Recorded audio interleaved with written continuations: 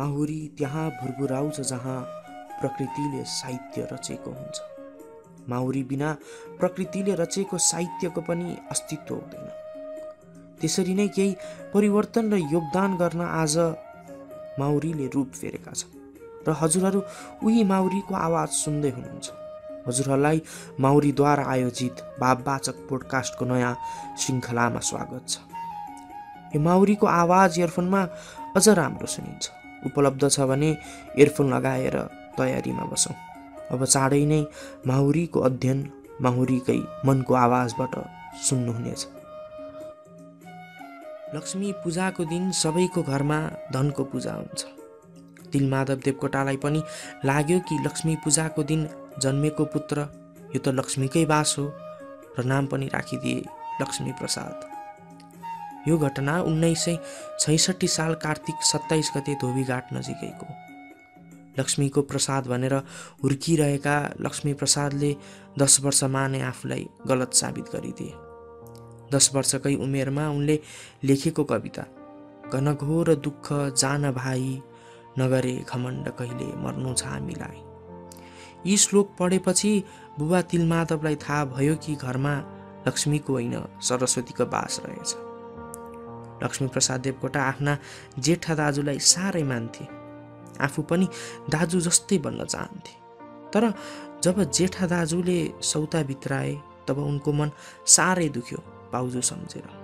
तब उनले 10 वर्षको उमेरमा नै म त अभागी भए भन्ने कविता लेखे। भनिन्छ कि यो लक्ष्मी प्रसाद देवकोटाको जीवनको पहिलो कविता हो। देवकोटा बालापनदेखि नै साह्रै जान्ने विद्यार्थी थिए। उनका बुबाले उनलाई आफू जस्तै पण्डित बनाउन चाहन्थे। तर जेठा दाजु र आमाको जिदले तिलमाधवलाई रोक्यो र राणाहरूलाई अनुरोध गरेपछि लक्ष्मी प्रसाद देवकोटालाई दरबार हाई स्कुलमा भर्ना गर्यो, जहाँ उनले अङ्ग्रेजी पढ्न पाए। उनी विद्यालयमा हुँदा पनि साथीहरूलाई कविता सुनाउने गर्थे। तर कसैले पनि यो कविता लक्ष्मी प्रसादले नै लेखेको हो भनेर पत्याएनन्। सबैले यो आफू दाजुको कविता ल्याएर सुनाउँछ भनेर देवकोटालाई भन्ने गर्थे। एक दिन विद्यालयभित्र नै लक्ष्मी प्रसादलाई उनका साथीहरूले चुनौती गरे। विद्यालयभित्रै कविता लेख्नुपर्ने भनियो र विषय पनि विद्यालयमै छानियो र उनले त्यो विषयमा 15 मिनटमा नै कविता लेखेर सकाए र यो कविता विद्यालयभरि फैलियो। विद्यालयका गुरुहरूले पनि कविता पढे र उनलाई उदाउद तारा भनेर भनियो। देवकोटा पढाइमा निकै अब्बल भएकै कारण कक्षा 9 नपढी कक्षा 8बाट सिधै 10 पढे। पछि उनले भारतबाट सन् 1926मा मेट्रिक परीक्षा पनि पास गरे। सामान्यतः मेट्रिक परीक्षा पास गर्न 9 वर्ष लाग्थ्यो, तर 5 वर्षमा नै देवकोटाले मेट्रिक परीक्षा पास गर्न सफल भए र नेपाल फर्केर त्रिचन्द्र कलेजबाट इन्टरमिडिएट साइन्स पढे र पछि देवकोटाले पटना युनिभर्सिटीबाट बिए पास गरे। त्यो वर्ष नेपालबाट बिए पास गर्ने देवकोटा एकमात्र थिए। त्यो दिन नेपालभरि नेपालका हरेक पत्रपत्रिकामा उनको चर्चा भयो। पढाइ सकाएपछि उनी नेपाल फर्कदै गर्दा 90 सालको भूकम्प गयो। भूकम्प जाँदा उनी थानकोटमा थिए। बल्ल तल्ल घर पुगे। जताततैको अवस्था भयावह थियो। धरहरा भत्किएको थियो। काठमाडौँका धेरै घर भत्केका थिए। तर देवकोटा परिवार भने सबै सुरक्षित नै थिए। उनी नेपाल त फर्के। नेपालमा उनी जत्तिका पढेका अरू कोही पाउन निकै नै गाह्रो थियो। तर पनि उनले धेरै खोज्दा पनि कतै जागिर पाउन सकेनन्। यसरी कतै जागिर नपाएपछि उनले आफ्नै घरमा ट्युसन पढाउन थाले। सुनिन्छ कि उनले दिनको 18 घण्टासम्म पनि ट्युसन पढाउने गर्थे भनेर। देवकोटाको विवाह 15 वर्ष हुँदा 14 वर्षकी मानदेवी चालिसेसँग भयो। देवकोटाको विवाहसँगको एउटा रमाइलो किस्सा पनि छ। विवाहपछि ससुराली जाँदा उनले नयाँ किनेको 6 रुपियाँको जुत्ता लगाएका थिए।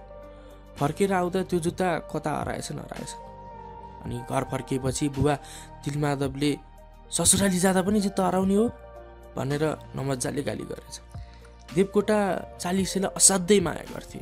भनिन्छ कि मुना मदन पनि चालिसेकोलाई नै भनेर सम्झेर उनले लेखेका थिए र मुना मदन पनि चालिसेलाई असाध्यै मन पर्थ्यो र देवकोटाले आफ्नो अन्तिम समयमा पनि भनेका थिए, मेरो सबै कृति जलाइदिए हुन्छ, बस मुना मदन चाहिँ सुरक्षित राख्नु। देवकोटामा धेरै कुराको नशा थियो। उनको मुख्य नशा थियो कविता। उनी कवितामा यति मग्न हुन्थे कि जुनसुकै बेला पनि, जस्तो सुकै परिस्थितिमा पनि उनी कविता लेख्न सक्थे। बस्दा उड्दा खाँदा या जुनसुकै कार्यमा हुन्, उनले कविता लेख्न थालेपछि केमा लेख्दैछु, कसरी लेख्दैछु पनि बिर्सन्थे। उनका कोठाका भित्ताहरू सबै कविताले भरिएका हुन्थे। उनले चुरोटको खोलमा पनि कविता लेखेको किस्सा निकै नै चर्चित छ। देवकोटाको अर्को नशा थियो चुरोट। सुरुमा त उनलाई चुरोट फिटिक्कै मन पर्दैन थियो, तर पछि उनी खै कसरी चुरोटको लतमा फसे र पछि उनको दुःखदायी मृत्युको कारण पनि चुरोट नै बन्न पुग्यो। उनी चुरोट यति पिउँथे कि लगातार नै 7-8 वटा, एउटा सकिने बित्तिकै अर्को सल्काइहाल्थे। एकचोटि बस्तामा नै 1 बट्टा चुरोट भ्याएर उठ्थे। उनी चुरोट पनि ब्रान्डेड पिउने गर्थे। उनलाई मनपर्ने ब्रान्ड थियो क्याराभान, तर उनी प्राय फुलमार र मोटरमार पिउँथे, किनभने क्याराभान फुलमार र मोटरमार भन्दा अलिक महँगो थियो। देवकोटा जुवा खेल्न भनेपछि हुरुक्कै हुन्थे। जुवा खेल्न थालेपछि देवकोटालाई खोजेर पनि भेटिँदैन थियो। जुवा खेल्दा पनि उनीबाट कहिल्यै नछुट्ने कुरा भने कविता नै थियो। भनिन्छ कि देवकोटाले तासमा पनि कविता लेख्थे रे। देवकोटाको तासको किस्सा पनि रमाइलो छ। एक दिन उनी खुसी हुँदै घर फर्के र मानदेवीलाई बोलाउँदै भने, ए बजै सुन त, आज मैले तासमा 1000 रुपियाँ जितेँ नि। मनदेवी पनि खुसी हुँदै भनिन्, धन्न जित्नु भएछ, मलाई यहाँ दसैँ खर्च जुगाउन कस्तो गाह्रो परिरहेको थियो। देवकोटाले दुखी हुँदै भने, जितेपछि जितौरी माग्नेको हुइचो लाग्यो, मैले त सबै पैसा जितौरी बाँडेर आएँ नि। लगाउन लुगा भन्दा पनि खानामा देवकोटा निकै नै शौखिन थिए। 6 फिट अग्लो शरीर भएको जिउ, अरूको आहारा भन्दा उनको आहारा अलिक धेरै नै हुन्थ्यो। उनी खसीको मासु भनेपछि औधी नै मन पराउँथे। भन्छन् कि ऊ बेलामा पनि देवकोटाले 1 महिनामै 200-300 रुपियाँ त चुरोट र खसीको मासुमै सकाउँथे अरे। उनको खसीको मासुसँगको प्रसङ्ग पनि निकै रमाइलो छ। एक दिन भान्जाले भेट्न आउँदा मासु लिएर आएछन्। देवकोटा पकाउन पनि निकै सिपालु थिए। उनी आफै पकाउन तम्सिए। मासु पकाउँदा नपकाउँदै उनले सबै खाएर भ्याएछन् र भान्जालाई भनेछन् कि भान्जा, मासु त सकियो, भोलि चाहिँ तिमीलाई मेरो तर्फबाट खुवाउँछु है भन्दै देवकोटाले भनेछन्। लुगा लगाउनमा खासै सोखिन नभए पनि देवकोटाले कहिले सामान्य लुगा लगाएनन्। शिक्षा मन्त्रीसम्म भएका देवकोटाले धेरै देश घुमेका छन्। लुगा पनि अर्मानीको कोट, रोलेक्स घडी लगाएर हिँड्थे। तर लुगा राम्रो लगाएर बुद्धिजीवी भइन्छ भन्ने चाहिँ उनी मान्दैनथे। देवकोटा साइकलको पनि निकै नै शौखिन थिए। नयाँ नयाँ ब्रान्डका साइकल फेरिरहन्थे। सबैभन्दा राम्रो ब्रान्डेड साइकल नै चढेर हिँड्थे। देवकोटाका दानका चर्चाहरू पनि निकै चर्चित छन्। उनी असाध्यै दानी थिए भन्ने सुनिन्छ आज पनि। उनलाई मानिसहरूको दुःख देख्न फिटिक्कै मन पर्दैन थियो। देवकोटाको एउटा घटना सुनिन्छ कि उनी महिना मरेको तलब बुझेर घर फर्कदै थिए। बाटोमा उनले माग्दै गरेको मान्छे भेटे। उनले त्यो व्यक्तिलाई केही पैसा दिए। यसरी पैसा बाँड्दै हिँडे। पैसा लिनेको सङ्ख्या सकिएन, तर पैसा भने सकियो। उनी अरू बाँकीलाई मद्दत गर्न नपाएको ठानेर निकै दुखी भए। त्यही बेला एकजना गरिब शरीरमा लुगा नलगाई कठ्याङ्ग्रिँदै हिँडेको देखे। उनलाई दया लाग्यो र आफूले लगाएको विदेशी ब्रान्डको महँगो अर्मानीको कोट दान गरेर आए। देवकोटा सबैलाई एक ठान्थे।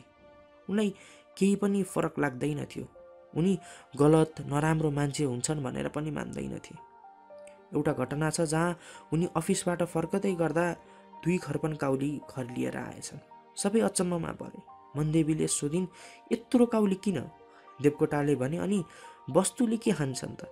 मनदेवीले भने, वस्तुलाई नि काउली खुवाएर साध्य चल्छ त? देवकोटाले भने, दैट बजै, तिमीले मात्रै मिठो खाने हो र? वस्तुलाई पनि त कहिलेकाहीँ मिठो खान मन लाग्छ नि। देवकोटाको स्वभाव र सोच अरूको भन्दा निकै नै फरक थियो। देवकोटाले धेरै गाह्रो समय पनि भोग्नु पर्यो।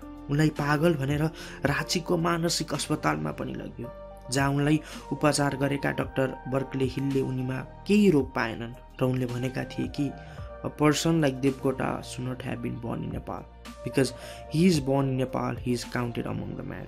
अर्थात् देवकोटा जस्ता मान्छे नेपालमा जन्मिनु हुँदैन थियो। नेपालमा जन्मेकै कारण उनको सङ्ख्या पागलमा गनिन्छ। देवकोटाले राँचीबाट फर्कदा एउटा कविता लेखेका थिए, जुन उनलाई पागल भन्ने व्यक्तिहरूलाई मध्यनजरमा राखेर लेखेका थिए, जुन पछि विश्व चर्चित बन्न पुग्यो। त्यस कवितामा उनले आफू पागल होइन, विद्वान र अरूले भन्दा आफूले दुनियाँलाई फरक दृष्टिकोणले, फरक नजरले देख्ने भनेर बताए। पागल जरुर साथी म पागल, यस्तै छ मेरो हाल। म शब्दलाई देख्दछु, दृश्यलाई सुन्दछु, वासनालाई स्वाद लिन्छु, आकाशभन्दा पातला कुरालाई छुन्छु। ती कुरा जसको अस्तित्व लोक मान्दैन, ती कुरा जसको आकार संसार जान्दैन, म देख्दछु ढुङ्गालाई फुल। जब जल किनारका जल चिप्ला ती कोमलकार पाषाण, चाँदनीमा स्वर्गकी जादु गर्ने, म तिर हाँस्दा पत्रिएर नर्मिएर झल्किएर बल्किएर उड्दछन् मुक पागल झै। फुल झै एक किसिमका चकोर फुल। म बोल्दछु तिनसँग जस्तो बोल्दछन् ती मसँग। एक भाषा साथी जो लेखिन्न, छापिन्न, बोलिन्न, बुझाइन्न, सुनाइन्न। जुनेली गङ्गा किनारा छाल आउँछ तिनको भाषा साथी। छाल छाल जरुर साथी म पागल, यस्तै छ मेरो हाल। तिमी चतुर छौ वाचाल, तिम्रो शुद्ध गणित सूत्र हर हमेसा चलिरहेको छ। मेरो गणितबाट एक झिके एकै बाँकी रहन्छ। तिमी 5 इन्द्रियले काम गर्छौ, म छैटोले। तिम्रो गिदी छ साथी मेरो मुटु। तिमी गुलाबलाई गुलाब सिवाय अरू देख्न सक्दैनौ, म उसमा हेलेन र पद्मिनी पाउँछु। तिमी बलिया गद्य छौ, म तरल पद्य छु। तिमी जम्दछौ जब म पग्लन्छु, तिमी संलन्छौ जब म धमिलो हुन्छु। र ठिक त्यसको उल्टो, तिम्रो संसार ठोस छ मेरो बाफ, तिम्रो बाक्लो मेरो पातलो। तिमी ढुङ्गालाई वस्तु ठान्दछौ, ठोस कठोरतामा तिम्रो यथार्थ छ। म सपनालाई समात्न खोज्दछु, जस्तो तिमी त्यो चिसो मिठो अक्षर काटेको पाण्डुकीको बाटुलो सत्यलाई। मेरो छ बेग काँडाको साथी, तिम्रो सुन र हिराको। तिमी पहाडलाई लाटा भन्दछौ, म भन्दछु वाचाल। जरुर साथी मेरो एक नसा ढिलो छ, यस्तै छ मेरो हाल। म माघको ठन्डीमा ताराको सेतो प्राथमिक राप तापेर बसिरहेको थिएँ। दुनियाँले मलाई तरङ्गी भने। बस्मेश्वरबाट फर्कदा 7 दिन टोलाएको देखेर भूत लागेको भने। एक सुन्दरीका केसमा समयका तुषाराको पहिला छिर्का परेको देखेर म 3 दिन रुँदा मेरो आत्मालाई बुद्धले छुँदा मलाई छटाएको भने। मैले वसन्तको पहिलो कोकिल सुनेर नाचेको देख्दा बौला भने।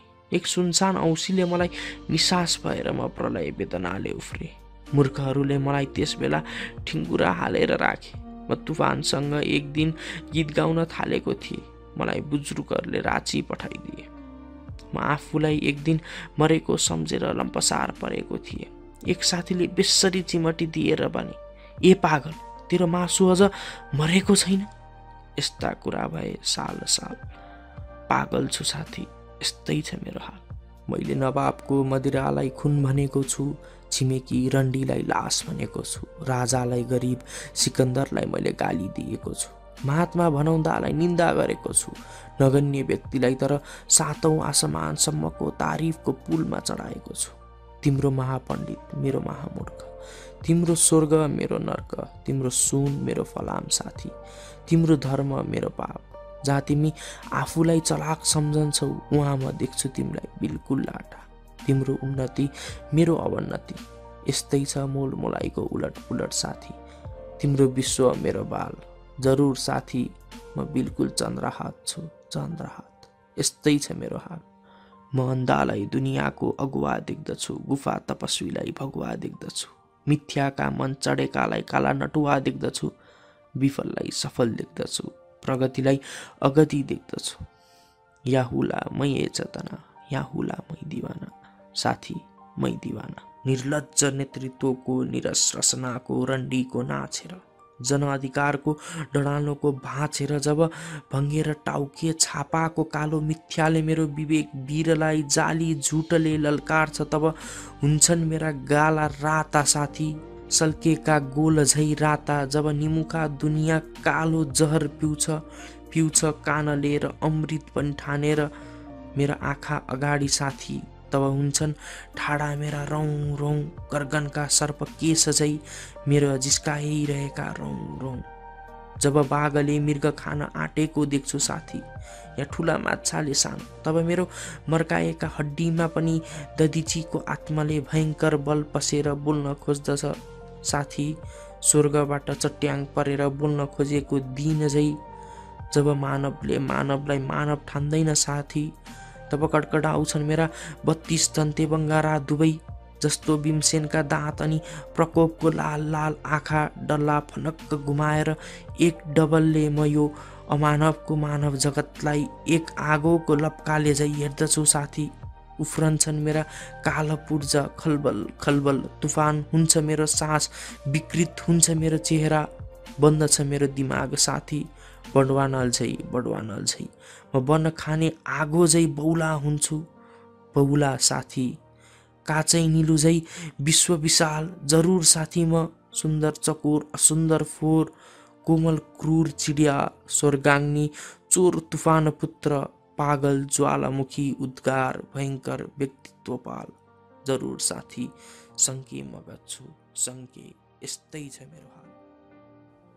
देवकोटाको साहित्यिक क्षमताको तुलना र पुष्टि गर्न सायद हामीलाई शोभा दिँदैन होला। धेरै दिग्गजले भनेका छन् कि देवकोटाको साहित्य 50 वर्ष अघिको हुने गर्थ्यो। उनको साहित्यिक शब्द र बिम्ब यति उच्च स्तरीय हुन्थ्यो कि पढे लेखेकाले बुझ्न पनि हम्मे पर्थ्यो र सँगै त्यही किताब पनि नपढेकाले पढ्न र गाउन सक्ने मुनामदन देवकोटाले नै लेखे। सायद देवकोटाले नलेखेको कुनै विधा नै छैन। उनले लेखेको उपन्यास खण्डकाव्य महाकाव्य सबै सर्वोत्कृष्ट हुने गर्थे। 15 दिनमै शाकुन्तल जस्तो महाकाव्य लेखेको रातारात मुनामदन लेखेको कुरा त हामी सबैलाई अवगत नै छ। देवकोटा 14 भाषा बुझ्थे। 9वटा भाषामा त उनले लेख्थे नै। यहाँबाट नै उनको साहित्यिक क्षमताको अन्दाज हामी लगाउन सक्छौँ।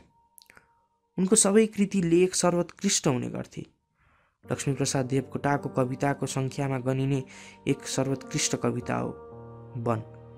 वन आँसु खसाली रोइरहेथे जीवन वनको बीच खोजी खोजी कतै नपाई मेरा मनका चिज टुटे फुटेका आशामाथि नयन दुखीका निर कहाँ कहाँको कता कताको मेरो मनको पीर लालसाले मोहनीको रूप गरी धारण बोली गहना झलकाई रुन्छौ तिमी कुन कारण बिलासाको यो महल मनोहर हुन्छु म तिम्री रानी मैले बोले हुन्छ सबै यो भोलि धुलो र खरानी कुबेर बोले नोकरी ल्याऊ दौलत दिन्छु म नगिन्ती मेरो सेवक हेर उज्याला सेज सुनौला जुल्छन्ती मैले बोले धनका मालिक सम्झन्छु धनको मोल अन्तस्करणको स्वतन्त्रता यो तर छ आहा अनमोल ताज सुनौला माथ लगाई यस आई फुस्लायो मेरो पछि पछि आओ भाइ मौका सुन्दर यो आयो छाट काटमा मिलिकन आऊ परिचित गर्छु तिमीलाई मैले बोले चित्रा लाउँछु टेक्दछु सत्यमा भाइ शक्ति प्रियाले आई बोले दिन्छु म मिठो मेवा मैले बोले मेरो अमृत मानिसहरूको सेवा योगी बोले चढाउ समाधि खुल्छ तिमीकन स्वर्गद्वार मैले बोले हेर्नु छ मैले भाइहरूको घरबार बोले इन्द्र छ सुरपुर सुन्दर झिलिमिली मेरो दरबार मैले बोले बाल्नु छ बत्ती अझ छ अँध्यारो संसार दुःखले बोल्यो काँडा बिज्ला मैले बोले फुल्ला फुल जीवन बोल्यो समर छ भीषण मैले बोले गदगद वीर कठिनाइले बोली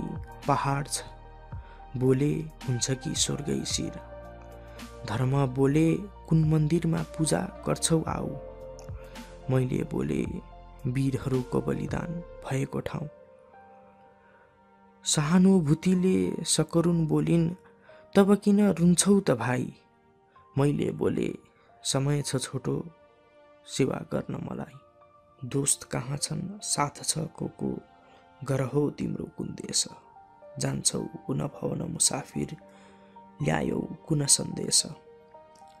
दोस्त मेरा शुभ उद्योगी, साथ छ साहस बेस। विश्व सबै घर हृदयपुरीतिर ल्याउँछु सेवा सन्देश। लक्ष्मीप्रसाद देवकोटा सामान्य भएर बस्थे। लुगा लगाएर इज्जत दर बढ्छ भन्ने उनी मान्दैनथे। 7 सालको कुरा हो। शङ्कर लामिछाने लक्ष्मीप्रसाद देवकोटालाई भेट्न उनकै घरमा पुगे। उनको घरमा देवकोटालाई देखेर उनले स्वीकार्नै सकेनन् कि यी व्यक्ति नै महाकवि हुन् भनेर। महिलो तन्दा, अँध्यारो कोठा, गुजुल्टिएको कपाल, यस्तो रूप धारण गरेको व्यक्ति त महाकवि हुनै सक्दैन उनी भन्थे। लामिछाने देवकोटा कहाँ उनको छोटा कथाका सङ्ग्रहहरू लिन गएका थिए। देवकोटाले भने, मलाई त थाहा पनि छैन कहाँ छन्, कति त बजैले बच्चाहरूको दिशा पुछेर फालिदियो नि। लामिछानेले भने, केही कथाहरू त अति आवश्यक नै छ, लेख्ने हो कि? देवकोटाले भने, हुन्छ लेखौँला, आज यतै बस्नुहोस्, खाना खाएपछि लेख्न थालौँला। लामिछानेले भने, होइन खाना त नखाउँ, घरमा पनि बिरामी छन्। देवकोटाले भने, हुन्छ त्यसो भए लेख्न थालौँ, जतिखेर जान मन छ जानुहोस्, त्यति बेलासम्म हामी लेखौँ। 4 घण्टामा एक क्षण नबिसाइकन देवकोटाले कतै लेखेको कथा वाचन गरे जसरी भन्न थाले। लामिछानेले लेख्न थाले। लामिछाने भन्छन् कि मेरो लेख्ने क्षमता अझै बढी भएको भए केही धेरै कथा त अझै ल्याउन सक्थे होला। देवकोटाको यो रूप देखेर उनलाई आफ्नो लुगा, हातको महँगो घडी सबै फिक्का लाग्न थाल्यो। देवकोटालाई न त पदको लोभ थियो न त उपाधिको नै। सुरुमा युग कविको सम्मान देवकोटालाई गरिएको थियो। सिद्धिचरण श्रेष्ठ देवकोटाका प्रगाढ मित्र थिए। उनले साथीको हिसाबमा देवकोटालाई, देवकोटा मलाई तिम्रो यो युग कविको किताब देऊ न भने। देवकोटाले सहर्ष स्वीकारे र युग कवि सिद्धिचरण श्रेष्ठ नै हुनुपर्छ, म होइन भनेपछि सबैले सिद्धिचरण श्रेष्ठलाई युग कवि भन्न थाले। देवकोटालाई न त पदको लोभ थियो न त सम्मानको। उनलाई महाकविको सम्मान गरेको पनि नेपाली जनताले नै हो। मृत्यु कसैले रोज्दैन, तर सत्य आखिर मृत्यु नै त हो। देवकोटाको मृत्यु पनि 50 वर्षको उमेरमा नै क्यान्सरको कारणले भयो। सायद अझै केही वर्ष देवकोटाको कलम चलेको भए धेरै परिवर्तनको सम्भावना निश्चित नै थियो।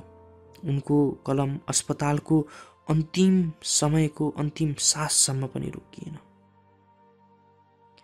लक्ष्मीप्रसाद देवकोटाको जीवनको अन्तिम कविता थियो, म शून्यमा शून्य सरी बिलाए। संसार रूपी सुख स्वर्गभित्र रमे रमाए लिभित्र चित्र। सारा भयो त्यो मरुभूमि तुल्य, रातै परे झै अब बुझ्छु बल्ल। रहेछ संसार निशा समान, आएन जिउँदै रहदानी ज्ञान। आखिर श्रीकृष्ण रहेछ एक, न भक्ति भो ज्ञान न भो विवेक। महामरुमा कणझैमा तातो, जलेर मर्दो बिनु आँस लाटो। सुकिरहेको तरुजै छुखाली, चिताग्नि तापी जल डाल्न फाली। संस्कार आफ्नो सबै नै गुमाए, म शून्यमा शून्य सरी बिलाए। जन्मे म यो स्वर्ग विषे पलाए, आखिर भई खाक त्यसै बिलाए। म शून्यमा शून्य सरी बिलाए।